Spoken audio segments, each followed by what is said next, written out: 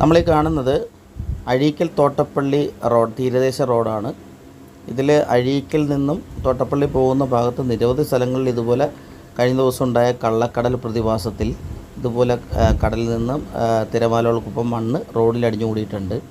പല ഭാഗത്തുമുണ്ട്. ദേശീയപാത 66-ൻ്റെ പണി പുരോഗമിക്കുന്നതിനാൽ നിരവധി യാത്രക്കാരാണ് ഈ റോഡ് നിലവിൽ ഉപയോഗിക്കുന്നത്. അതിനാൽ തന്നെ അത്യാവശ്യം തിരക്കും ഈ റോഡിൽ അനുഭവപ്പെടാറുണ്ട്. ഇപ്പോൾ ഈ ഉണ്ടായൊരു പ്രതിഭാസം ശരിക്കും യാത്രക്കാരെ നല്ല രീതിയിൽ ദുരിതത്തിലാക്കുന്നുണ്ട്.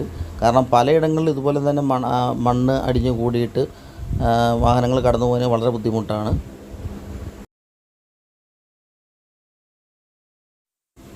ഈ തീരദേശ ഹൈവേയുടെ പണി പൂർണ്ണമായും കഴിഞ്ഞാൽ തന്നെയും അതായത് തീരദേശ റോഡ് പൂർണ്ണമായും യാഥാർത്ഥ്യമായ കഴിഞ്ഞാൽ പോലും ഇത്തരത്തിലുള്ള പ്രതിഭാസങ്ങളാണ് ഇതിനെ പ്രതികൂലമായി ബാധിക്കുന്ന ഘടകങ്ങളെന്ന് പറയുന്നത്.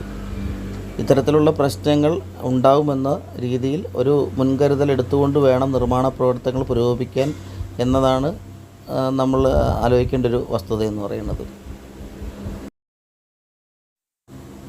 തീരദേശ ഹൈവേ കടന്നു പോകുന്ന സ്ഥലങ്ങളിൽ മിക്കയിടത്തുള്ളൊരു പ്രശ്നമെന്ന് പറഞ്ഞാൽ തീരദേശ ഹൈവേ കടന്നു പോകുന്നതും ശരിക്കും കടലുമായിട്ടുള്ള ദൂരം 10 മുതൽ 50 മീറ്റർ വരെ ദൂരം മാത്രമാണ് പലയിടത്തുള്ളത്.